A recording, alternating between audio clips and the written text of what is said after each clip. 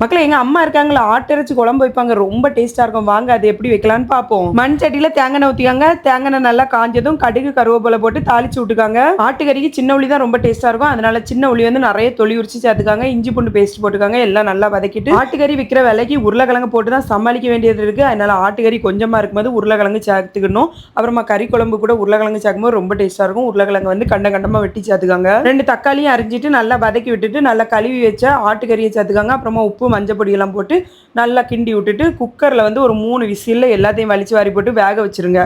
இந்த குழம்புக்கு டேஸ்ட் கொடுக்க போகிறதே இந்த மசாலா தான். தேங்காய் வந்து நல்லா வறுத்து நம்ம அரைக்க போகிறோம்.